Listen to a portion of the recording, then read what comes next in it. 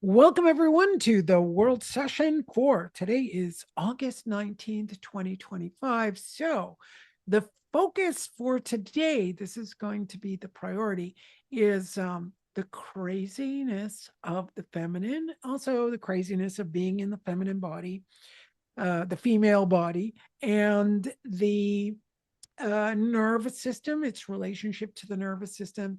And we also brought up that a lot of us get sort of dizzy, vertigo. Some people feel floaty. Some people feel dizzy after stress. Some of us have headaches. Some of us just feel kind of that um, overload of stress. So we want to start working with our beautiful nervous system. And I'm seeing what comes from the crown down. So it's not really the crown chakra, it's the crown of the head and what is moving down through the brain and the nervous system. So it's all the information that comes in and how our filters, belief systems in the nervous system translated. So we got filters one and belief systems the other. So, one of the belief systems is fear, dread of the future. So, just feel into that.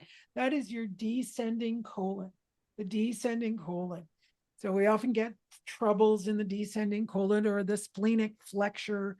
You can get a little congested in there as we go from the transverse to the descending. Transverse is fear in the present, but I can be in the present looking towards the future and being afraid of it, dreading what might come, being afraid of all the things that will come. So we got a little burp there. So let's just feel into that nervous system, information coming in, our belief systems, and our filters. They're a little bit different. Filters can hold the belief systems and interpret things as our beliefs tell us to. And then when we're looking towards the future, we get fear. Okay, this is a big discussion we all had, and it's definitely coming up as a beautiful group of links. So as I'm feeling into this, the headache moved. So that doesn't have to be what's happening to you, but it indicates to me what's going on. The headache moved and my head lifted. So I can already feel a lift, and as though this kind of pressure around the head, the dizziness is trying to lift off. So I'm going to follow that. I'm going to follow lifting it off. But one is lifting it off and tossing it to the ground. So you could start with that. I'm going to do it thrice. Lifting it off and tossing it to the earth. Lifting it off, tossing it to the earth. Second comes up is the microcosmic orbit. So conception vessel, governor vessel. Goes like this, conception vessel. So we're going like this, back, governor vessel, conception vessel, front. That'll help bring everything, through the system. Those two vessels need to work. And there we go. I even have better vision now. And I'd say 70% of the headache is gone and it's lifted to this point. You just notice what's changed in you. I also notice there's a lifting up on the arms too. I felt my arms. This really tells me something. I have shoulder arm issues. They hurt. But just lifting this off, the arms are already able to lift up a lot more lightly. So we've got the gallbladder meridian that comes down. We've also got triple heater that goes through the arms, lung, colon, heart, all of that. And lifting this energy off allows it to function. I can't believe my arms are moving so readily. They're very light. You're not going to be able to detect that while I'm working, but I definitely feel a lightening up happening. Now, that might not happen for you, but you can notice where your energy, where you have difficulties, and just see, oh, is something shifting somewhere? All right. Now we're going to work with fear. We want to get the fear out of the nervous system that is kind of lingering, that links to the amygdala complex, that links to the adrenals, and that can have excess cortisol, especially for, as I said, the crazy feminine. So when, a lot of the women in the group and myself There are times we go a little bit nutso. The nervous system is overloaded and we just don't know what we're doing. We go a little bit nutso. We say things we can't figure out what's happening. We might be yelling, we might be doing whatever, and we can't get it under control. So, what I want to do here is, or what Innate wants to do for everyone, is get that static electricity. And we got to do two things. One is get hydration and the myelin sheaths running a lot better.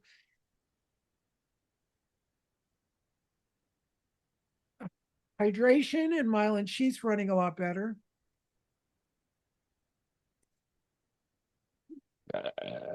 Nice. Okay, that lifted way more off my head. So now I'm just kind of like diagonal. So I've been working with as I'm talking, I'm thinking of the parasympathetic nervous system. We got to turn off the sympathetic nervous system. So two things are coming up here. One is, sure, when the sympathetic nervous system activates, it's supposed to respond to a situation, and then the parasympathetic shuts it down. So you get your fight flight, you get your activation system, you get the bis bas mode in the brain. You can look that up. That's in the amygdala complex. We want to get that balanced. But there's something else really interesting coming up, and that is when the feminine is doing things that are extremely repetitive and the same. That is masculine. So our masculine, doesn't matter if you're a man or a woman, the masculine likes this constant, consistency. So it's like those shows we used to see where, the man would be wearing his little kind of a sweater like this, sitting there eating his dry piece of toast, and a few crumbs on him, and not doing anything different. And then you see the woman come in with colored leggings and a colored shirt and a bandana. And let's say they're 65, 70 years old. And they come in and they're like, let's go to aerobics class. This is an actual show I watched many years ago. And I go, God, that's so true. Women are just so like all over the place.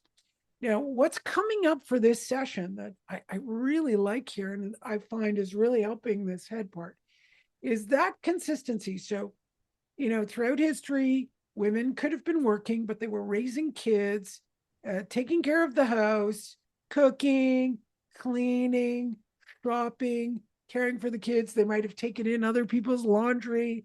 They might have been doing many, many different things. It's the way we are. We like to multitask.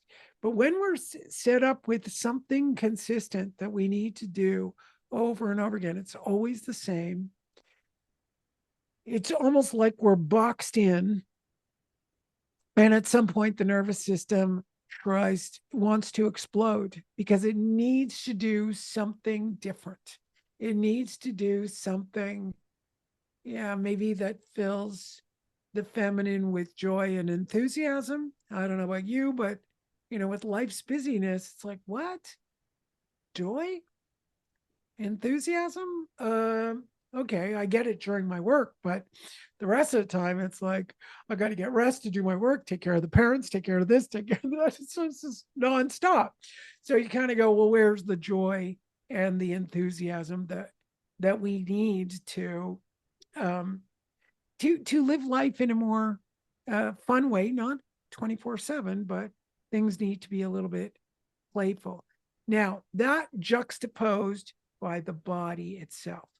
So when the body is going through difficulties, I'm not saying that it's just, if you're young and healthy and, you've got everything, you can do everything, you can clean. Like when I was young, I could clean the house, work 18 to 20 hours a day and go out at night because you didn't need to sleep. You just kept going. It was fine. But as you age, it's not the same. There's a limited time span. There's limited. So we're going to work with young people being able to moderate that and temper it, but also releasing the fears because a lot of young people are fearing very far in the future. They're thinking about, what's going to happen because life is not the same as when I was a kid. There was a lot more potential. There was a lot more, yeah, there was a lot more ability to do different things. Today, especially in Canada, kids can't, people are not buying a home at 30. Whereas in my day, I even see someone in the group who was around 30 who bought a house. Whereas, in my day, people were buying houses. I didn't buy a house till my 50s, but it was, the tail end of the boomers. And, you started to feel how things were going to be. So you had to make a lot of money to be able to do that, or have a partner. If you didn't have a partner, it's going to be a lot more difficult. So I want to work with those kids as well. I call them kids, but there's many of them that are, that have had a hard time. But then also work with my grouping and before, that goes all the way up to 85, 90, where, our bodies don't work as well. Now we can include whoever out there is having physical issues, even if you are, very young. We can put you in this so that you can have a better sense of your nervous system functioning optimally for you, so that you can do the things that you want to do and feel that enthusiasm despite what's going on with your body. Then there's also liver. Liver is really important. I find this is very difficult. I don't know how to distribute my time because I can't always predict what my body's going to do. I don't know how to distribute my time because I can't predict what my body's going to do. So sometimes I say, no, I can't do that. And then the time comes around. I go, I could have done that. And then other times I go, oh my God, I scheduled this and there's no way I can do anything. I'm half asleep. So allowing the liver to better give us a sense. These are for older folks, not so much the younger ones that, you still have that dynamism and you can go and you might be able to overextend yourself with a smile. I can't overextend myself now. I just do this. It's just, I start falling asleep in a chair. So it doesn't work so well. So let's get that nervous system really working through this and discharging. So we really want that discharge. So if you think of an animal that gets scared, it freezes or it runs away. And then after the event, the animal shakes. There's actually a technique called TRE, trauma release exercises. And if you do feel you have trauma in your body, you can look it up. They got videos on YouTube. You can get yourself a practitioner if you like, and do that kind of work if you feel like there's trauma that needs to move out of the body. And you start training the body to do the shaking, so you're releasing deep trauma. I really like it. I've had quite a few sessions of it, and I find it very, very helpful. Okay, so we're doing that. That's the after effects, and you could have, over this week, I'm already feeling some of it kind of under the skin, where your body is going to help release some of those old traumas that might have been around. And if you're in tune, you might even experience some of the old traumas from past lives. But I'm not going to add that to this. It'll just be an ICU. If that comes up, that'll be fantastic if you can get the past life ones to be moving. All right. So there we go. Nervous system, feminine, a little bit of the crazy feminine that goes a little bit nuts. And we want to help her out. So, I want to do a hormone balance too. And we're really going to link it to estradiol, estrogen, testosterone, progesterone, cortisol, and just bring in a little bit of endorphin so we can have the endorphins rising to the surface, and then get some oxytocin to release to give us some comfort, especially while the nervous system gets to repair itself. Is there any other hormone that wants to? The other one, it could bring up a whole other session, but let's do an ICU on insulin so that we get a good insulin balance. I think what would be even more important than insulin right now as a hormone, but in relationship to blood sugar. So when it comes to the dizziness, oftentimes it can be blood sugar levels. So I find when I start getting dizzier and dizzier, if I don't have any sugar during the week, I get super dizzy by the last day of the week, 7 days, 8 days. And then I'm like, I need sugar. And then I take the sugar and the dizzy goes away. So we're just going to allow the brain to decide, do you need higher blood sugar levels, do you need lower, in relationship to the liver, which we've already looked at the liver several times in the session, and link it up to the pancreas reflex point and then pancreas, and that'll be for sugar levels. And then fat breakdown. So some people need to lose weight, lose fat, others need to gain weight. So we need to have the in the gain weight, because there's someone I'm always concerned about, a couple of people I'm concerned about who can't gain weight. And we need to get the holding pattern on, holding on to weight so they can live in life. There's a terror to life that starts to dissociate the connection to any enjoyment here. So that's a big one. And then for the rest of us who hold on to weight, uh, there's one where I need the weight um, to ground me. I need the weight to protect me. I need the weight to secure me. I need the weight to ensure I never starve to death. A lot of those. Now I want to do the opposite. Um, yeah, the opposite for the people trying to gain weight. It's very different than the what fat does. The ones who are trying to gain weight is a detachment from the earth. It's detaching from uh, feeling the experiences that are on this planet. I just want to get away from them. There's also avoidance, disconnection, disassociation, all of those elements. So those are two very different people. Okay. Now, being that they're two very different people, there's also those of us who hold on to fat, we're afraid of disassociation, disconnection, not being connected to the joys of the earth, right? Earth elements, sweetness, etc. And for the opposite is afraid to have an overload of the emotions, that kind of thing. So this could help with, a little bit of that craziness in the feminine, especially since the earth element is feminine. Oh, that's a great session. I definitely have an improvement in my head, but not completely, but maybe we need to do some more work on this. But let's see what goes on. All right.